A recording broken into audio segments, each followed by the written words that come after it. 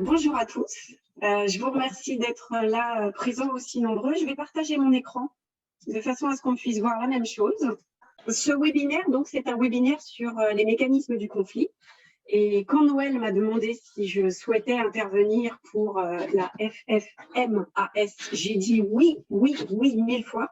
Parce que plus on sait comment fonctionne le conflit, et plus on peut intervenir et à le régler le plus sereinement possible. Je vous le dis aussi pour terminer sur cette partie purement logistique, quand on aura fini, je vais envoyer à Noël le PDF de ce que je vous fais voir, de façon à ce que vous gardiez aussi quelque chose d'écrit et de tangible, et aussi pour faire en sorte que ce moment-là soit un vrai moment de partage et d'échange. Alors, pour ceux qui ne me connaissaient pas, je suis Clara Martins, je gère une société qui s'appelle Conciliandre. C'est un mélange entre conciliation et entendre, et j'accompagne des gens pour les aider à résoudre leurs conflits, que ce soit des conflits familiaux, de couple ou envers eux-mêmes, ce qui correspond aujourd'hui à la majorité de ma clientèle. Donc, j'ai 48 ans, bientôt 49. Je suis quelqu'un de respectueuse, de très bienveillante, d'excessivement empathique, et j'ai très longtemps eu horreur du conflit. D'abord, ça me faisait peur, je trouvais que c'était quelque chose de négatif, et avec le temps, je me suis rendu compte que c'est aussi une possibilité de recadrer la relation et de lui donner un nouvel élan. Et c'est exactement ce que j'ai envie de partager avec vous aujourd'hui. Donc voilà le déroulé. On aura, je vous laisse lire les phrases. J'ai deux pauses. La première qui va se trouver après le 4, donc après les types de communication à éviter, et la deuxième qui se trouvera avant la conclusion. Donc, ce sera vraiment des pauses de questions-réponses où je serai ravie de pouvoir vous éclairer si je n'ai pas été claire ou si vous avez besoin d'étayer mon propos avec un exemple que vous vivez et qui vous embête parce que vous ne savez pas quelle direction donner à votre conflit. Voilà, écoutez, on y va, bon voyage. Donc, la première des choses, c'est que vous l'avez certainement remarqué, le conflit, il y a une espèce de sensation ambivalente. Ça veut dire que d'un côté, c'est vraiment, on éprouve quelque chose de très désagréable, une sensation de non-alignement. Et la deuxième des choses, c'est que le conflit fait partie de la vie. Ça n'est pas un accident, c'est clairement un ingrédient de la vie. Il faut noter aussi que finalement, la personne humaine se construit à travers le conflit. Pour ceux d'entre vous qui ont des enfants en bas âge, esprit 2 ans, ou ceux qui, comme moi, ont la chance d'éduquer un ado de 17. Non, Angélique, la clé, enfin, bref. Alors, attendez. Voilà, je me suis permis de couper les micros de Suzy. Donc, je disais, pour ceux d'entre vous qui ont des enfants en bas âge, esprit 2 ans, ou ceux comme moi qui ont la chance d'éduquer un adorable ado de 17, vous savez très bien que la personne humaine, finalement, se construit à travers le conflit. Je voudrais à ce moment-là qu'on fasse aussi un focus entre conflit et violence. Pour ceux d'entre vous qui font de la boxe, eh bien, la boxe, clairement, il y a conflit. En revanche, il n'y a pas violence parce qu'il n'y a ni abus, ni contrainte. Donc, on part du principe que ça n'est pas violent. Je vous propose de sortir de cette logique binaire avec l'étude du conflit selon 2 axes. L'axe que nous vivons, nous, au quotidien, qui est l'axe occidental, où, vous le voyez, dans le conflit, on a tendance à chercher la responsabilité des gens. De qui est-ce la faute? On va voir qui est victime, qui est coupable. On va également avoir l'impression qu'il faut rétablir une forme de vérité, un petit peu dans le monde des super-héros. On a aussi très peur du conflit parce que pour nous, il est rattaché à de la violence, à une faiblesse, à un défaut, peut-être à un drame. On a aussi la croyance limitante qu'une vie équilibrée, c'est une vie sans conflit. Je vous l'ai dit juste avant, le conflit, c'est un ingrédient de la vie. On ne peut pas y échapper. L'idée de ça, c'est aussi que le conflit, il pousse à une exacerbation des différences et donc à une remise en question personnelle. Et c'est vrai que de temps en temps, on n'est pas très à l'aise avec la remise en question quand on est un être humain. Je vous propose donc d'envisager le conflit sous une vision beaucoup plus orientale. Ça veut dire que pour eux, alors oui, le conflit, c'est un danger, mais c'est aussi une opportunité d'abord de redéfinir la relation, aussi d'instaurer une distance qui est nécessaire entre les gens et d'ouvrir la voie au changement.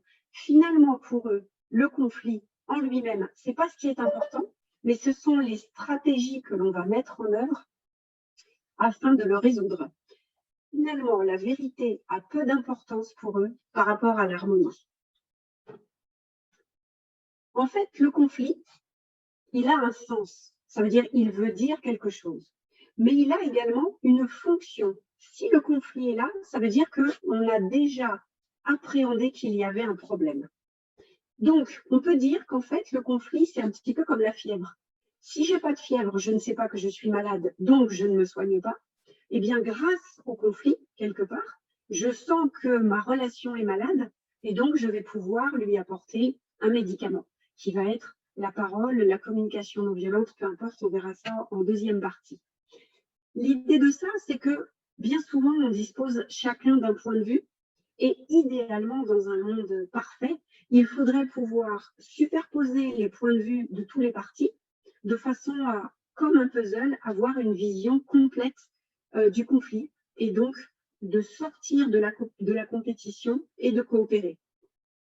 L'idée, c'est que nos perceptions, même si elles sont discordantes, éventuellement peuvent nous permettre une vision plus juste de la réalité. Parce que vous le savez certainement, on donne un sens à tout ce que l'on voit. On déforme la vision de la réalité avec la perception que l'on a nous. Alors, au niveau des causes du conflit, j'en ai recensé 3, on va dire que ce sont les 3 principales. La première, c'est que nous avons du mal à délivrer des messages clairs. Dès qu'on se parle, il y a des malentendus. On cherche alors, évidemment, le bien entendu. Mais attention, derrière le bien entendu se cache souvent le mal compris. La deuxième cause, c'est que nous utilisons des attitudes très automatiques et des scénarios répétitifs plutôt que de prendre du recul.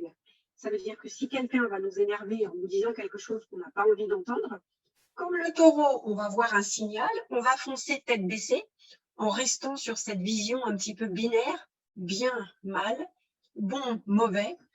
Et l'idée de ça, c'est de sortir de cette vision binaire. La dernière cause de conflit, qui induit au conflit, c'est que chaque relation, en fait, on n'échange pas que des mots, on échange des affects, des pulsions, des émotions aussi beaucoup. Je vais pas mal insister sur les émotions parce que c'est vraiment une source de conflit inépuisable. Les relations sont également très ambivalentes. Ça veut dire que d'un côté, on a peur que les autres nous dominent, on a peur qu'ils soient meilleurs que nous, on a peur qu'ils nous piquent notre place, notamment par exemple dans le monde professionnel. Mais de l'autre côté, on a aussi besoin de leur respect ou de leur amour. Et c'est cette relation ambivalente à laquelle il faut vraiment porter une grande attention. Je vais projeter une image et puis je vais vous demander d'écrire sur le chat ce que ça vous évoque comme sensation.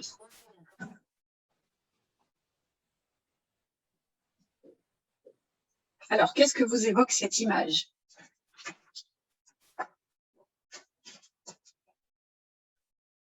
Alors, par contre, Noël, je vais te demander de me dire si tu peux juste te rebrancher 2 secondes, tu serais un amour.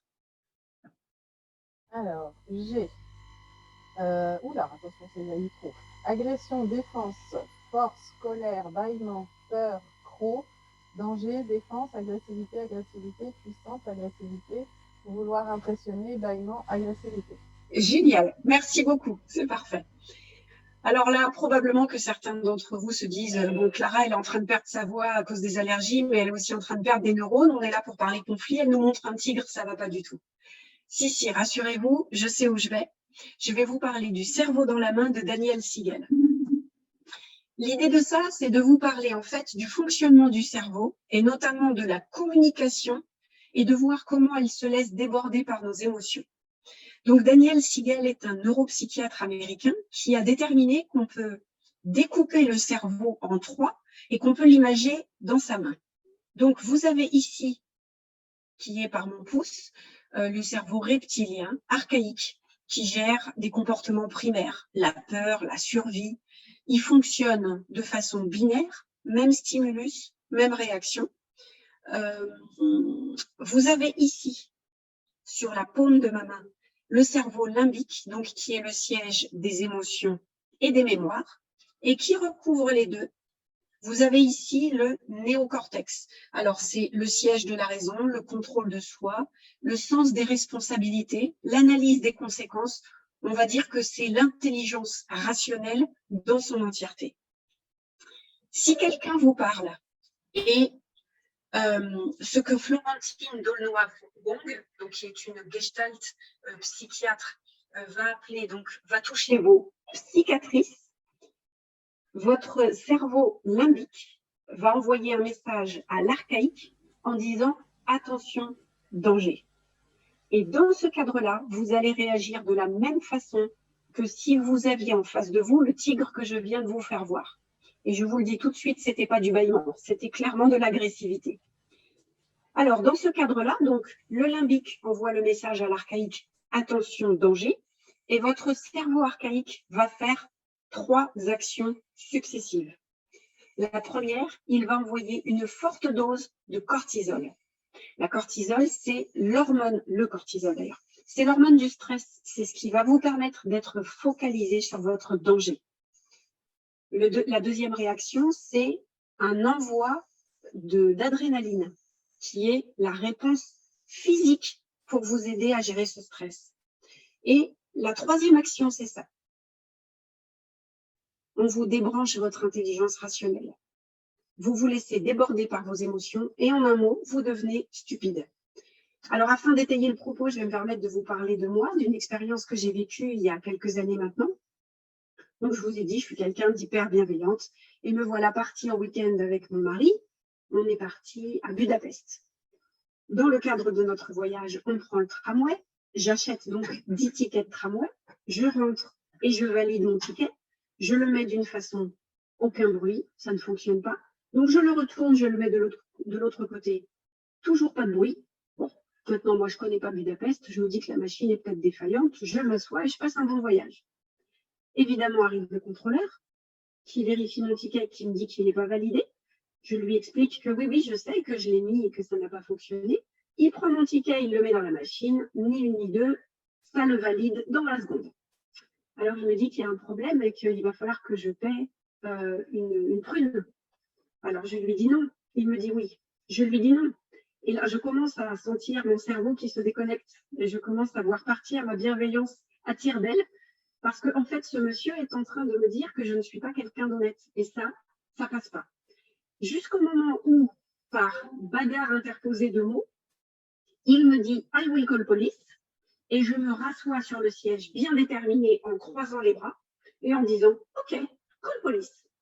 Et je peux vous dire qu'à ce moment-là, de mon week-end en amoureux, j'aurais pu passer le reste du séjour en prison, ça n'aurait posé aucun problème parce que j'avais mon cerveau néocortex totalement débranché. Voilà, c'était vraiment pour vous faire comprendre comment tout cela fonctionne. Alors, vous l'aurez compris, les causes des conflits peuvent être à la fois internes et externes. L'idée de ça, c'est que dans la vie, au quotidien, on va accumuler des frustrations. Ça va générer chez nous une tension émotionnelle. Et là, on a 2 solutions. Soit on accepte cet état émotionnel, ça veut dire que ça va être désagréable, peut-être générer chez nous des colères, des frustrations, des tristesses. Soit on nie cette tension, et là, on risque de fonctionner en circuit fermé et en entretenant finalement toutes ces tensions jusqu'au moment où ça peut imploser ou exploser. Et j'y viendrai un petit peu plus tard quand j'évoquerai la communication non violente. Alors, j'ai recensé 3 types de conflits, on va dire les plus fréquents, parce que je n'ai pas mis les conflits d'intérêt, les choses comme ça. Je pense que ça concerne davantage les hautes sphères politiques. Moi, je me contente de la base. Donc, d'abord, les conflits de besoins. Alors, je me suis permise, je ne sais pas si vous connaissiez, dans le doute, j'ai repris donc la pyramide de Maslow, qui fait état de tous les besoins humains selon leur ordre de priorité. Alors, vous avez donc en bas de la pyramide des besoins primaires qui vont juste être respirer, boire, se nourrir. Juste au-dessus, excusez-moi, je bois un petit coup parce que c'est difficile. Voilà. Juste au-dessus, vous allez avoir les besoins de sécurité. Donc, c'est le cadre, avoir des règles, ne pas se sentir menacé. Au-dessus, vous avez des besoins d'appartenance. Donc là, c'est faire partie d'un groupe, pouvoir dialoguer. Donc, on fait en aparté. Les 2 derniers besoins ont été bien bousculés depuis 17 mars 2020, depuis l'arrivée du Covid. Ensuite, vous avez les besoins d'estime, qu'on appelle aussi les besoins de reconnaissance. Donc là, ce sont des signes de gratification, le fait de pouvoir s'exprimer, de se sentir estimé.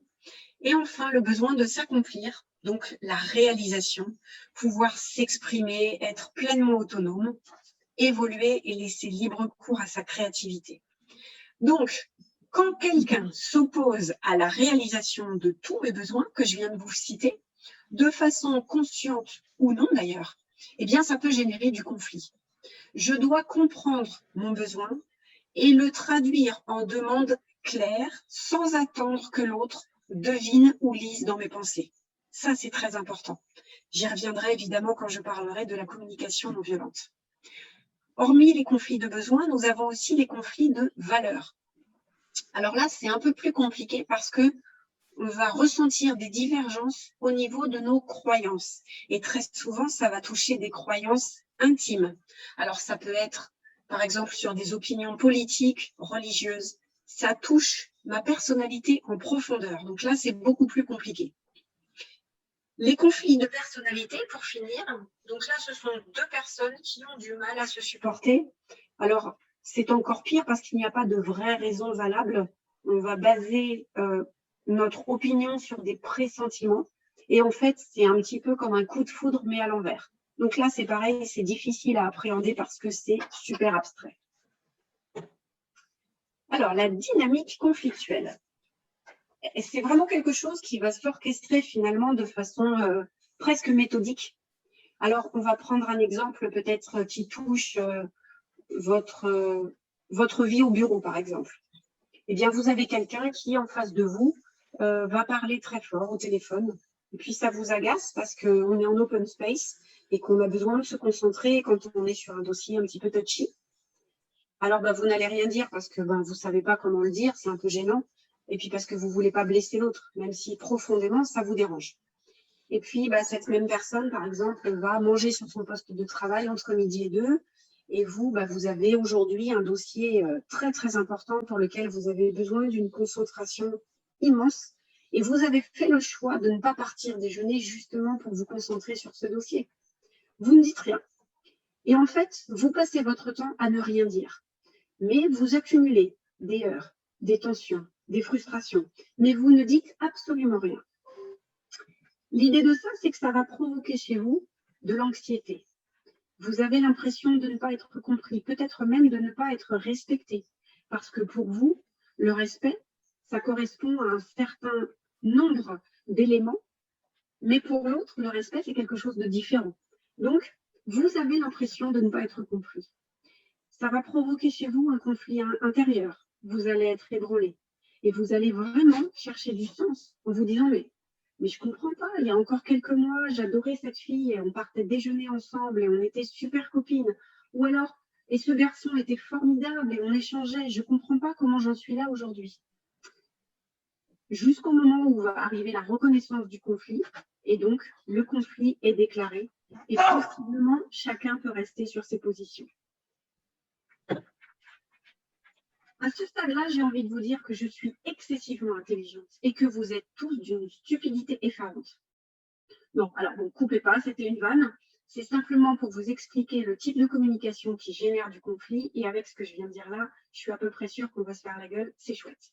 Donc, je viens d'utiliser la communication qui s'appelle la suprématie et je viens d'utiliser mon orgueil. Mais ça marche très bien aussi avec la victimisation. Ça veut dire j'instaure une relation dominant-dominé et quelque part, il est important pour moi d'avoir le dernier mot. Donc, évidemment, à éviter. À éviter aussi le catalogage et la critique. Ça veut dire que je confonds la personne et son comportement. Très mauvais. Ou alors très bon pour qu'il y ait plein de conflits. Le refus de la responsabilité. C'est aussi un risque de conflit. Parce que je vais dire que je ne suis pas responsable de mes actes et je vais parler par exemple en disant « c'est pas moi, j'ai rien fait ». Ou alors « c'est pas de ma faute, c'est parce que lui ou elle, etc. ». Et enfin, le fait de parler à travers des exigences, ça veut dire que dans ma façon de m'exprimer, je vais clairement faire planer des menaces et en fait, ma communication va marcher sur un système de punition et de récompense. Moi, j'appelle ça le système de la claque et du bonbon. Eh bien, écoutez, on arrive sur un premier temps d'échange. Donc, à ce niveau-là, est-ce que vous avez des questions ?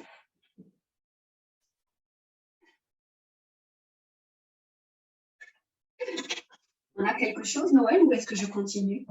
Oh, j'ai été très claire, c'est super génial. Non, on n'a rien pour le moment. Eh ben, c'est super. Eh bien oui, ça va venir parce qu'après, avec la communication non violente, il y aura forcément des questions. Eh bien, alors je continue. Donc, à travers l'exemple que je vous ai exposé tout à l'heure, notamment quand je disais call police en ce qui me concernait, vous avez bien compris que la communication, quand on est en période de conflit, elle est beaucoup plus compliquée qu'en situation normale. Pourquoi? Parce que je suis submergée par mes émotions et que je vais me sentir coupable, fragile, agressée. Et donc, il est très difficile pour moi de réagir normalement, avec des guillemets évidemment. D'abord, il faut commencer par reconnaître le conflit. Le conflit est un signe de bonne santé relationnelle. La vie sans conflit, à part sur les réseaux sociaux, ça n'existe pas. On a tous des soucis et c'est normal, c'est OK. Le conflit va nous permettre de structurer et de rendre la relation plus forte. L'idée, comme je vous l'ai marqué, c'est aussi d'intervenir le plus tôt possible. Moins je vais laisser pourrir le conflit, plus j'ai de chances à ce que les choses se passent bien. Et enfin, il est très important de l'encadrer, et je vous en parlerai d'ailleurs un petit peu plus tard. Sortir du conflit, c'est aussi changer son regard sur les autres, adopter un regard bilatéral de la relation, et donc accepter aussi la différence de point de vue. Parce que si je veux avoir raison à tout prix, ça veut dire que j'ai besoin d'avoir raison de l'autre. Et ça, c'est pas bon du tout. L'idée, c'est de toujours pouvoir se concentrer sur l'objet du conflit, c'est-à-dire de débrancher mon pilote automatique et de toujours rester focus sur deux choses. D'abord, quel est le pourquoi du conflit? Ça veut dire quelles en sont les causes. Et deuxièmement, quel en est le comment? Quels sont les moyens à mettre en œuvre pour en sortir? Donc, si j'ai compris ça, eh bien, je vous propose, pour sortir du conflit, d'adopter l'attitude de la girafe. Pourquoi? Parce que la girafe, elle a deux grandes oreilles, donc elle entend beaucoup plus que ce qu'elle ne parle. Parce que la girafe, elle a un très long cou, donc ça lui permet de prendre de la hauteur et d'aller au-delà des jugements. Elle a aussi le plus gros cœur de tous les mammifères, donc ne jamais oublier qu'un être humain, je ne parle qu'avec amour. Et enfin, elle a ses deux pieds bien ancrés dans le sol. Ça veut donc dire que c'est un animal authentique. Donc, pour sortir du conflit, je vous propose l'authenticité. Ça veut dire d'analyser, d'être à l'écoute de mes émotions. Alors, je vous entends tout de suite, vous allez me dire « Oui, mais Clara, moi, les conflits, j'aime pas ça, ça fait peur. » Je suis OK. Et je vous l'ai dit en préambule, moi aussi, j'avais très peur du conflit.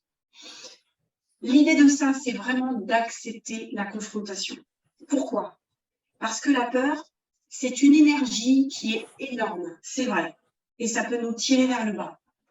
Mais si je sais l'utiliser, toute cette énergie, je peux la canaliser pour sortir du conflit. Par exemple, quand j'ai peur, j'ai peur de bien faire, donc je vais être super stressée. Eh bien, je transforme ma peur en désir. Donc, la peur de bien faire, ça devient... Enfin, j'ai peur de louper, pardon. La peur de louper, c'est quelque chose qui peut me tirer vers le bas. Je peux être tétanisée, ne pas trouver mes mots. Je vous propose de transformer cette peur de louper justement en désir de bien faire. Et comme j'ai le désir de bien faire, il n'y a aucune raison que je fasse mal parce que je vais y mettre tout mon cœur. Donc, je me fais confiance et j'avance. Je sors de l'idée que la situation de conflit est menaçante.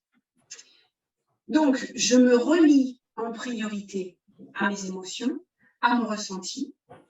Je vais vers l'action plutôt que de procrastiner et de remettre à plus tard la résolution de ce dernier. Je ne me fixe pas des objectifs démesurés. Je pense bien à ce que les objectifs soient SMART, spécifiques, mesurables, atteignables, réalistes et mesurables dans le temps. Je laisse le problème à sa juste place. Ça veut dire que je ne suis pas que conflit. Le conflit est une toute petite partie de moi. Et je suis en capacité d'accueillir à la fois les compliments et les critiques parce que je me connais bien, je me cerne, je sais qui je suis. L'idée, c'est aussi évidemment de préparer la rencontre. Quand il y a conflit, il faut vraiment être prêt. Donc, je peux par exemple prendre des notes sur le papier pour être sûr de ne rien oublier quand arrivera le moment de la confrontation. Pour me rassurer, parce que comme on a dit que ça pouvait être stressant, je peux envisager plein d'options. Comme ça, je vais me rassurer à me dire que s'il se passe ça, je peux faire ça. S'il se passe ça, je peux faire ça. Et comme ça, je vais me sentir un peu plus en terrain conquis. Et surtout, il est vraiment important de choisir le bon moment pour la confrontation. Par exemple, si j'ai besoin d'une augmentation et que je dois aller voir mon patron, j'ai peur du conflit, évidemment, et je vais éviter la période de clôture comptable parce que là, je suis sûre qu'on va aller au clash, au conflit. Donc, j'adapte le bon moment pour la bonne demande. L'idée de ça, c'est aussi de formuler des messages de manière différente. Ne pas hésiter à donner des images, des exemples concrets pour que la personne en face de moi comprenne exactement ce que je veux dire. J'utilise évidemment le questionnement au choix, ouvert, fermé. Donc ouvert, c'est je laisse libre cours à la personne de l'autre côté pour verbaliser tout ce qu'elle a envie de verbaliser. Et fermé, je vais acter mes questions de façon à ce qu'elle ne puisse répondre que par oui ou par non. Et l'idée, c'est de pouvoir rester factuel et d'envisager le conflit plutôt sous l'angle des responsabilités, sous l'angle des solutions à trouver plutôt que des responsabilités à établir. Je sors du système binaire, comme je vous l'ai dit tout à l'heure. Je peux aussi évidemment reformuler. Quand tu as dit ça, est-ce à dire que tu voulais dire ça, ça et ça? J'ai bien compris, c'est ce que tu voulais dire. Ça, c'est important pour me permettre d'avoir la certitude de comprendre ce que me dit l'autre interlocuteur. Et enfin, je fais de l'écoute active en coupant mon propre robinet émotionnel. Ça veut dire que je comprends que quand je communique, seuls 7% de ce que j'ai à dire ne passe par des mots. 93% concernera une communication non verbale. 38% la tonalité de la voix. 55% ma gestuelle. Donc, quand je regarde parler la personne, je vais aussi pouvoir déterminer le message qu'elle a envie de me faire passer. Évidemment, quand il y a conflit, je vous le disais tout à l'heure en parlant de la girafe, il est important d'avoir envie de parler avec authenticité. Si j'arrive en disant « alors là, toi, tu vas voir de quelle voix je me chauffe », a priori, je ne suis pas sûre que le conflit se règle facilement. L'idée aussi, c'est de trouver un domaine de référence commun et faire en sorte que nos visions ne soient pas tout à fait discordantes. Et enfin, ne pas se soumettre, mais ne pas non plus imposer aux autres notre vision des choses. L'idée de ça, c'est de comprendre qu'il est bien plus intéressant de trouver une issue au conflit plutôt que des explications. Alors pour ça, je vous propose une petite phrase que j'aime bien, que je viens de vous mettre. Ni hérisson, ni paillasson, ni polisson, mais à l'unisson. Alors, ni hérisson, ça veut dire, évidemment, je ne suis pas sur la défensive, ni paillasson. J'arrête d'accepter sans sourciller et je suis attentif à mes émotions. Ni polisson, j'évite la manipulation et je tiens compte des besoins d'autrui. Et à l'unisson, ça veut dire que nous montrons coopératifs pour résoudre ensemble le conflit. Je vous propose une phrase que j'adore de Thomas d'Ansembourg, qui est le ponte de la communication non violente francophone. Il y a bien plus d'amour entre deux cœurs qui essayent de se comprendre qu'entre deux intelligences qui cherchent à avoir raison. L'idée pour avoir un climat relationnel pacifié, donc vous le voyez, hein, c'est noté, c'est très important. Je reconnais le conflit. Je respecte la personne avec laquelle je suis en conflit parce que c'est un être humain. J'échange des messages clairs, j'ajuste la relation et j'ai confiance en moi, évidemment, mais surtout en l'autre. L'idée, c'est de s'en sortir à deux. On peut comprendre aussi que tous les êtres humains ont les mêmes besoins fondamentaux. Simplement, on n'a pas la même façon de les exprimer. Et je garde en tête aussi que s'il y a un conflit, c'est que ça me touche. Ça me touche, moi. Ça veut dire, comme disait Balavoine, par exemple, je m'emporte pour ce qui m'importe. Ça veut dire que je fais partie intégrante du conflit et que si j'arrive à me gérer émotionnellement parlant, eh bien, ça limite le conflit. Alors, afin de vous donner quelques clés, j'ai trouvé intéressant de pouvoir vous faire une introduction à la communication non violente que je me permettrai peut-être d'appeler CNV, communication non violente. Alors, vous avez sans doute remarqué que quand on discute avec les gens et qu'on leur demande comment ça va, évidemment, sous réserve que la réponse nous intéresse, on va avoir 2 ou 3 réponses. Ça va très bien, ça va pas du tout. Donc ça veut dire qu'aujourd'hui, on vit en étant complètement coupé de nos émotions. On a le discernement d'une courgette. Donc, on n'est pas en capacité de faire en sorte que ça aille bien souvent, et on n'est pas en capacité non plus de reproduire en conscience et d'éviter que ça n'aille pas bien. Ça veut dire que quand je ne vais pas bien, eh bien c'est beaucoup plus facile d'incriminer les autres, de leur faire porter quelque part mon mal-être. À ce stade-là, je vous propose 2 clés de discernement. La première, je suis un être humain, un corps, du sang qui circule dans mes veines, un cœur qui bat. Ça veut dire que je ressens par nature.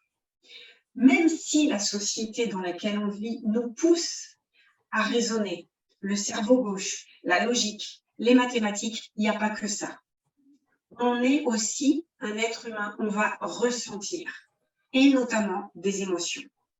Et voilà ma deuxième proposition de discernement à ce stade-là, c'est que je suis un être humain, je ressens forcément des émotions, et elles ont toutes quelque chose à m'apprendre. La colère, la peur, la tristesse, le dégoût, la surprise, peu importe. Toutes mes émotions ont quelque chose à m'apprendre. On n'oublie pas aussi que émotion, ça vient du latin emovere, qui veut dire en mouvement. Donc, même si mes émotions désagréables me mettent en mouvement, je l'accepte, je l'analyse et je résous le problème de façon consciente. La communication non violente me permet de comprendre que la violence intériorisée ou extériorisée est donc un manque de discernement, de conscience et de vocabulaire, les mots, pour identifier et exprimer ce qui se passe à l'intérieur de moi. Ça veut dire que mon corps et mes ressentis sont mon instrument de communication dans le monde par rapport à l'interaction que j'ai avec les autres. Je peux comprendre aussi que si, par exemple, je suis triste, ou je suis agacée, ou je suis en colère, je ne suis pas que ça. Imaginez-vous un diamant avec plein de facettes, eh bien, ma tristesse ne va être qu'une toute petite facette de moi. Donc, je la laisse à ma place. Enfin, ce que dit l'autre ne correspond pas forcément à ce qu'il vit. Si vous êtes d'accord, je vous propose d'étayer ce propos avec un petit exemple qu'on connaît tous très très bien, que ce soit dans la vie en entreprise ou dans notre vie de couple. Ouais, toi, j'en ai marre, t'es égoïste et tu ne penses qu'à toi. Ni une ni deux, si je me laisse emporter par mes émotions, c'est moi égoïste, mais tu te fous de moi ou quoi? T'as vu, j'ai fait ça, ça et ça. C'est toi l'égoïste. Et là, je vous promets une formidable soirée à se taper dessus ou à jeter les assiettes. L'idée de ça, c'est de comprendre que si la personne me dit tu es égoïste et tu ne penses qu'à toi, ça veut dire que peut-être qu'elle est triste. Alors je peux lui dire, est-ce que tu es triste parce que tu as besoin d'attention? Bah non, parce que de toute façon, tu m'écoutes jamais. Ah, alors tu as peut-être besoin d'écoute? Bah oui, eh bien je t'écoute. Voilà comment je vais désamorcer le conflit, parce que je sais que moi, si je parle comme ça en disant « tu es égoïste, tu ne penses qu'à toi », eh bien probablement que je me sentirai triste ou seule. Et donc, grâce à mon corps et à mes ressentis, je vais pouvoir décrypter ce que ressent l'autre et ainsi mettre fin au conflit avant même qu'il ait commencé. La CNV, ça se passe en 3 temps. Le premier, c'est observer, sans jugement, sans généraliser. Je me lève de mon corps, je regarde la situation en prenant de la hauteur et j'analyse uniquement les faits. Alors, on va prendre peut-être un exemple de façon à pouvoir parler de la CNV. Vous devez faire une réunion avec votre collègue et vous avez rendez-vous à 9 h. C'est une réunion très importante pour préparer un comité de direction qui a lieu, par exemple, le lendemain. Vous arrivez à 9h-5 parce que vous voulez être respectueux, précis, et c'est votre mode de fonctionnement. Et malheureusement, votre collègue avec qui vous devez travailler arrive à 9h30. Donc là, vous êtes super en colère parce que vous auriez pu prendre un petit déjeuner, écouter votre émission favorite à la radio. Donc, l'idée de ça, c'est j'observe. Et je dis à la personne, on avait rendez-vous à 9h, il est 9h30. Ça fait donc 30 minutes que je t'attends. Ensuite, la deuxième étape. Je donne mes sentiments. Alors, par exemple, je peux lui dire, eh bien, d'avoir attendu 30 minutes, je me suis sentie frustrée, je me suis sentie agacée, je me suis sentie peinée parce que pour moi, il était important de pouvoir partager pendant 1 heure entière avec toi sur ce comité de direction.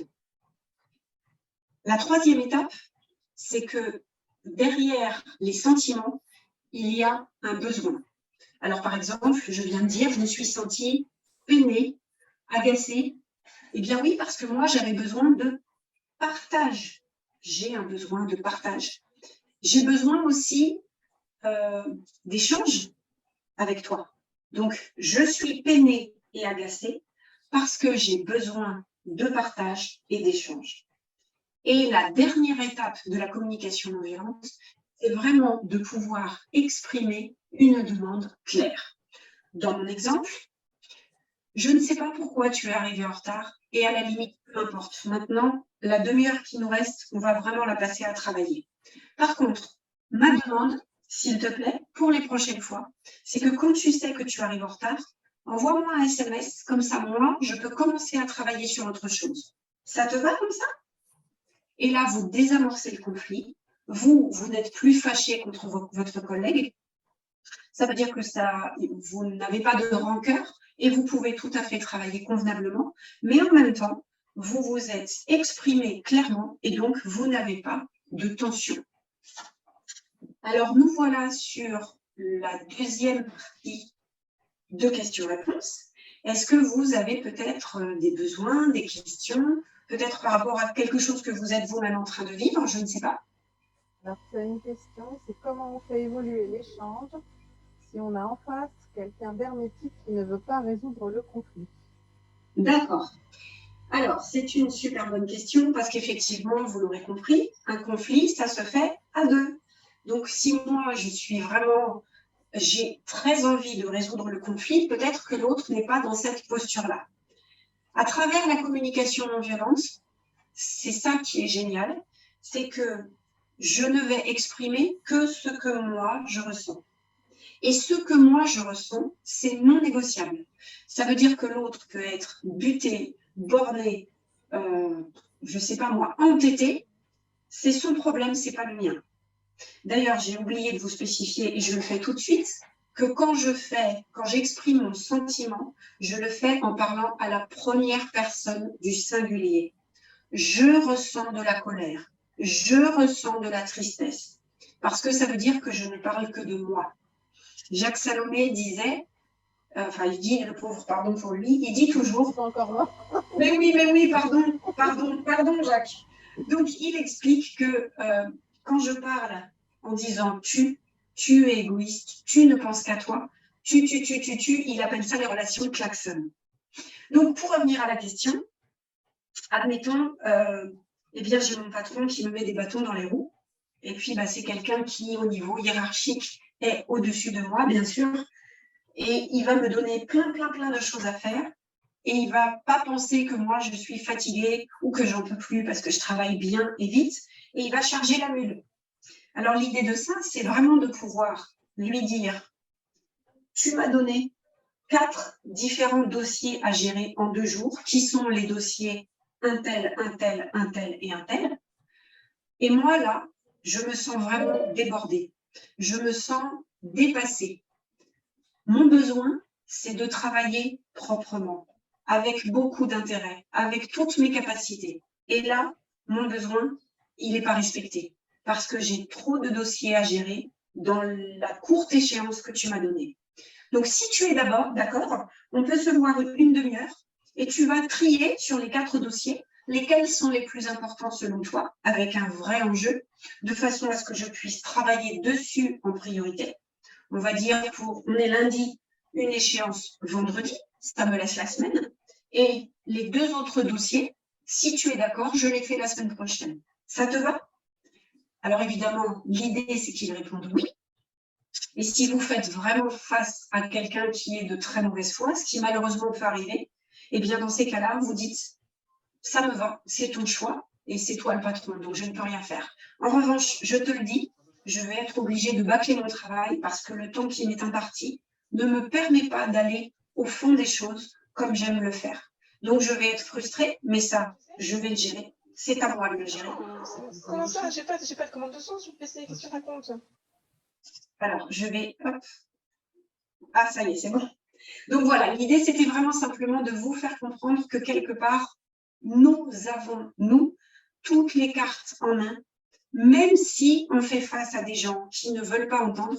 Quand je parle de mes ressentis, ça, c'est non négociable. On n'a pas à s'excuser, même devant un président de la République, un patron, un collègue, un mari, peu importe. Moi, je ressens ça. Et l'idée, c'est que si je le communique avec toi, ça veut dire que je te respecte et que je t'estime, donc j'ai envie de faire avancer la relation.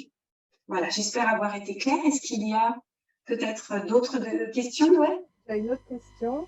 Mais Cécile, je ne suis pas d'accord avec toi. Mais comment fait-on pour avoir de la communication non violente? Je suis une cocotte minute et quand ça sort, ça pète forcément. Et le dire à chaque fois, je passerai pour une casse. Alors, j'aime beaucoup l'idée de la cocotte minute. Mais elle n'est pas une telle cocotte minute que ça, Cécile. Non, elle doit être adorable, j'ai pas de problème avec ça. En revanche, peut-être un petit axe d'amélioration, parce que j'ai moi-même été cocotte minute, donc je sais très bien de quoi je parle. Et même si dans les cocottes minutes, on fait de très bonnes recettes, la problématique de ça, c'est que, comme je le disais tout à l'heure, au quotidien, je vais engranger des déceptions, des heurts, des frustrations. Je vais ressentir de la culpabilité, des petits moments de gêne qui sont peut-être presque imperceptibles. Et tout ça, moi, j'aime bien dire que la vie, c'est une randonnée. Et tous ces heurts, ces frustrations, je vais le mettre dans le sac à dos de la vie, sac que je porte tout au long de la vie. Et au bout d'un moment, si je ne libère pas un petit peu de tension émotionnelle, eh bien, devinez quoi? Le sac à dos, il va être bien plein. Et si je ne lâche pas un petit peu de tension, je vais, au choix, soit m'épuiser, et donc c'est le burn-out, ou alors le sac à dos, je vais estimer qu'il est beaucoup trop lourd et je vais le donner à porter à quelqu'un d'autre. Et là, c'est l'explosion.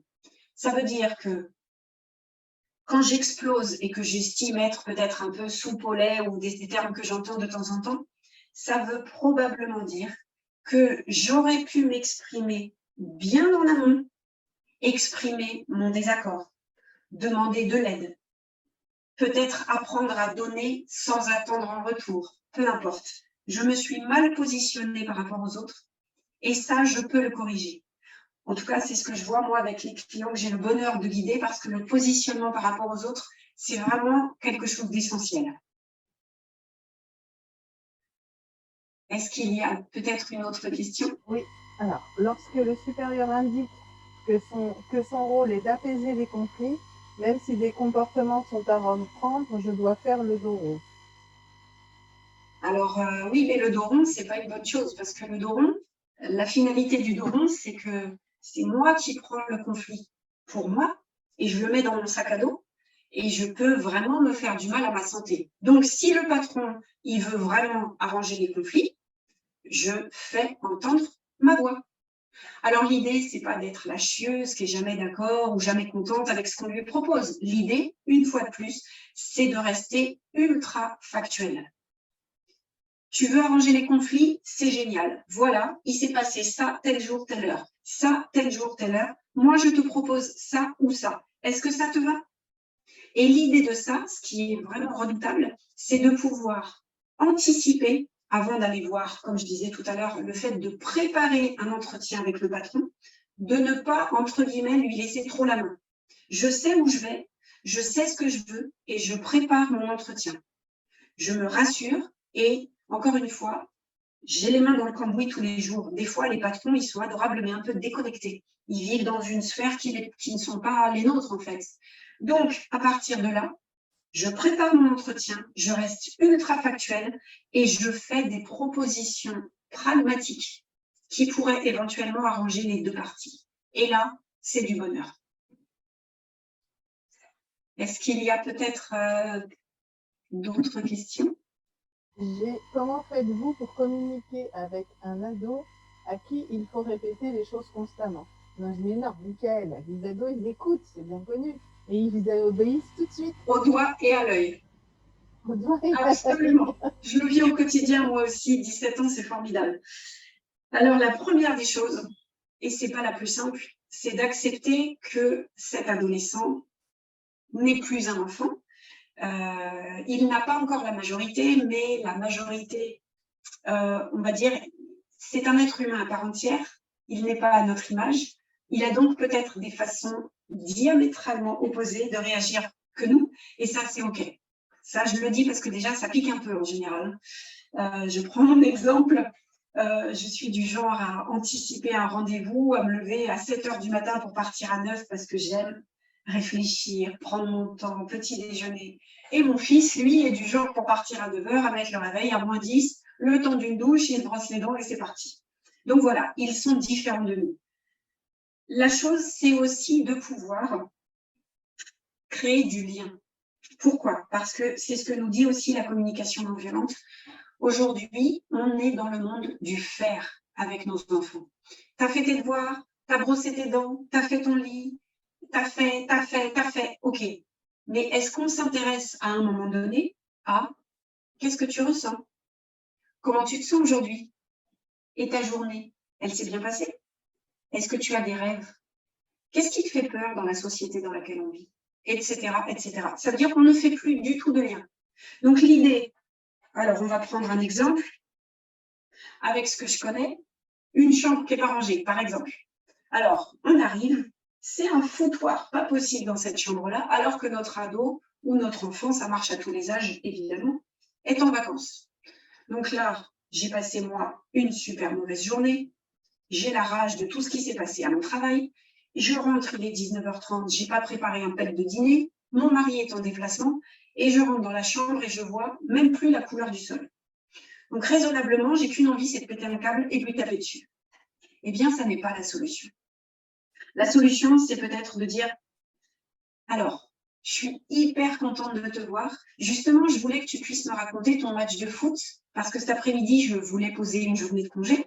Malheureusement, j'ai pas pu. Tu sais, je t'avais dit, j'ai ma réunion avec mon grand patron, mais j'ai loupé ce match de foot et vraiment, ça me contrarie. Comment ça s'est passé?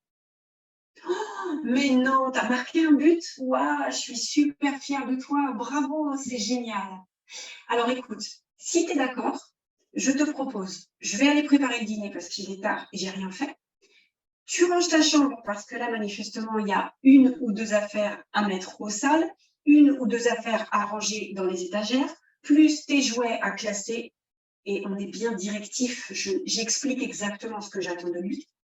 Et quand tu descends, tu mets la table et on se retrouve autour du repas pour que tu me racontes ton but et ton match de foot et toutes les émotions de la journée. Ça te va? Alors, évidemment, ce n'est pas une formule magique. Il est possible qu'ils vous disent non. Mais enfin, présenté comme ça, normalement, on met toutes les chances de notre côté pour que ça se passe au mieux, en théorie. Alors moi, j'ai vu il n'y a pas longtemps une conférence de Thomas d'Assembourg où justement il parlait de ça, le rangement de sa chambre avec sa fille. Et finalement, c'est lui qui t'aide parce que c'est sa fille qui utilise la communication non violente dans l'autre sens en lui disant « Papa, je comprends bien ton besoin d'ordre, mais dans les pièces communes, ça ne me pose aucun problème de m'y adapter, mais par contre, dans ma chambre, j'ai besoin à moi de me sentir dans mon cocon et que ce soit en bazar comme tu avais besoin de savoir et j'y retrouve. Alors, ma fille chérie, je t'aime et ça me va très bien. En revanche, je me permets d'insister. Mon besoin, c'est de pouvoir, par exemple, faire le ménage une fois par semaine pour ne pas vivre dans une porcherie. Donc, à ce titre-là, je te demande, si tu es d'accord, que le vendredi soir, ta chambre soit nickel, au moins les étagères et le sol, de façon à ce que je puisse assouvir mon besoin d'hygiène et de propreté. Et une fois que c'est fait, tu peux remettre ton bazar comme tu veux, ça me va. Est-ce que tu es d'accord avec ça, ma fille chérie? C'est pas moi qui ai compris. Quand j'ai vu la conférence, je me suis dit, mais c'est tellement ça. Non, mais on le vit tous, on le vit tous. Par contre, effectivement, l'idée, c'est vraiment de pouvoir être très clair dans son besoin parce que je ne peux pas négocier un besoin de propreté dans ma maison. Ta chambre se trouvant dans ma maison, il est très important pour moi d'avoir un minimum de propreté, d'hygiène. Ça, pour moi, c'est la base. Et clairement, j'ai le regret de t'informer que c'est non négociable.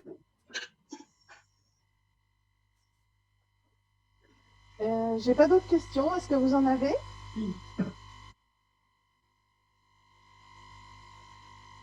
Bon, a priori. Vous pouvez rallumer vos micros éventuellement si jamais vous préférez les poser en direct.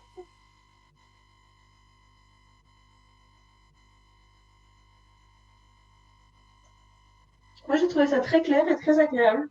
Donc, du coup, à tête reposée, je suis ravie de savoir qu'on va avoir le support. Oui, je vais l'envoyer à Noël et Noël te le renverra au Je pense que c'est quelque chose à assimiler, en fait. Et ça demande du temps. Ouais, non, mais ça demande du temps. Le plus dur, c'est de sortir de l'émotion. Oui. Pour moi. Eh bien, le plus dur, c'est de sortir de l'émotion et donc de se connaître. Ouais. Je parlais tout à l'heure de mon exemple avec Call Police. Moi, ma cicatrice, ma blessure à moi, c'est l'injustice. Je ne supporte pas l'injustice. Donc, quand je vais avoir l'impression de faire face à quelque chose qui me semble injuste, je vous rassure, c'est pareil. Mais quand tu le sais, mais c'est beaucoup plus simple. Parce que dès que tu sens que tu as cette espèce de mayonnaise, tu le sens, cette espèce de truc qui monte en toi, tu peux te dire, oulala, je vais m'arrêter 2 secondes, qu'est-ce qui se passe en moi? J'ai pas encore assez acquis cette étape. Moi, je le sais, mais j'ai pas acquis l'étape de je me restreins. Mais ça se travaille aussi à travers le positionnement par rapport aux autres, la culpabilité, qui sont des choses, qui, c'est pas grand-chose, mais l'acceptation, le rapport par rapport aux autres, la culpabilité et le bon positionnement par rapport aux autres, et la communication non violente, à vraiment travailler en profondeur avec quelles sont les émotions agréables que je ressens, quelles sont les émotions non agréables, et quelles émotions je mets en parallèle avec un besoin qui est comblé ou pas. Tout ça, c'est des ingrédients qui sont cruciaux pour une vie vraiment un peu équilibrée. Voilà. Je vais t'envoyer, Noël t'enverra le support avec grand plaisir. En tout cas, moi, personnellement, j'ai trouvé cet atelier très agréable et reposant, en fait. Merci beaucoup. Merci, t'es adorable. Merci, ça me fait plaisir. C'est top parce que c'était ce que je voulais. Je vais peut-être alors pouvoir conclure, donc. Écoute, à part Monique qui rajoute que le plus dur, effectivement, est de sortir de l'émotion, on n'a pas d'autres commentaires et effectivement, c'est vrai que c'est ça le plus dur. Ok, ben je sais puisque j'ai vécu et je vis encore là-dedans, mais voilà, aujourd'hui, moi, j'arrive à trouver mon équilibre, à me dire que quelque part, je suis 100% responsable de ma vie. Donc, quand je suis pas bien, c'est pas de la faute de l'autre, c'est moi. Comment je peux faire pour garder le contrôle de tout ça? Eh bien, écoutez, alors je vais pouvoir conclure.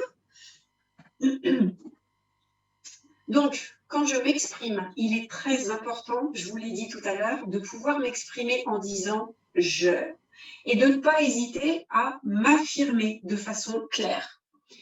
J'utilise majoritairement des phrases positives. J'aimerais que, je souhaiterais que, est-ce que cela te va?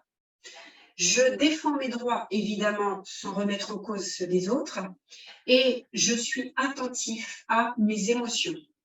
Je peux aussi, si vraiment c'est compliqué, faire appel à un médiateur. Il n'y a pas de souci. Si par exemple je ne vais pas bien, je perds sens, j'ai pas confiance en moi, je ne sais pas me positionner par rapport aux autres, il n'y a aucun problème à faire appel à un médiateur. Au contraire, c'est un signe d'intelligence. C'est d'ailleurs mon métier. Aujourd'hui, il faut bien comprendre que les conflits ne sont ni à rechercher, ni à fuir. En revanche, une fois qu'ils sont là, je dois vraiment les gérer, ne pas les ignorer et idéalement les traiter au plus vite pour pas qu'ils aient le temps de pourrir. Je te le disais, Ophélie, l'idée c'est aussi de bien se connaître. Je sais quelle est ma blessure, je sais que à telle ou telle chose, comme un taureau, je vais avoir l'impression que la personne elle agite le chiffon rouge et je barbille en tête. Une fois que je le sais, je prends tout de suite de la hauteur, comme la girafe, et j'analyse de façon à pouvoir prendre tout de suite du recul. Et l'idée, c'est ce que je disais, mais l'intérêt du conflit, finalement, c'est pas le conflit en lui-même, mais les stratégies que je vais pouvoir mettre en œuvre pour le résoudre à deux. Je ne suis pas seule, il y a aussi l'autre intervenant. Donc, le truc, c'est aussi de pouvoir garder de l'intelligence et de la créativité. Et quand je parle d'intelligence, évidemment, je parle de l'intelligence rationnelle, celle du cerveau gauche qui est très présente dans nos sociétés, mais je parle aussi de l'intelligence émotionnelle, intuitive, relationnelle, intérieure et extérieure. Ça veut dire que quand je vois quelque chose chez quelqu'un qui ne me plaît pas, je n'oublie pas qu'avec la symétrie, ça me parle de ma part d'ombre, que j'ai pas voulu voir, que j'ai mis sous le tapis. C'est pas moi. Moi, je suis bien, je suis sympa, je suis gentille. Et je garde en tête aussi que je vois le monde à travers le prisme de mes lunettes et que, par définition, nous n'avons pas tous la même correction. Donc, j'interprète à chaque instant. Si je comprends ça, j'ai mes préférences, oui, mais je peux aussi accepter celles des autres. Et ça s'appelle la pensée additive. Comme je l'ai marqué un petit peu plus loin, je quitte la planète Terre, T-A-I-R-E. Eh bien, écoutez, j'ai fini. J'en profite, Noël, pour faire ma petite pub. Voilà, donc j'accompagne des gens formidables tous les jours, qui sont des gens qui ont du mal à gérer leurs émotions, qui ont perdu confiance en eux, qui ont du mal à trouver du sens dans leur vie, parce que très souvent, ce sont des gens qui sont ultra bienveillants, très empathiques, qui ont un fort besoin de reconnaissance et qui donc vont passer leur vie à se suradapter aux autres pour faire plaisir, pour être gentils, pour être comme ce que les autres attendent d'eux qu'ils soient. Et ils se réveillent un matin, ils ne savent plus qui ils sont. Et moi, je suis là pour vous guider, vous aider à vous recentrer sur vos besoins fondamentaux. Et donc, il y a une séance découverte qui est offerte jusqu'à la fin du mois. Donc, s'il y a des questions, je vous ferai passer ce document et vous pouvez tout à fait me joindre aux coordonnées qui sont ici.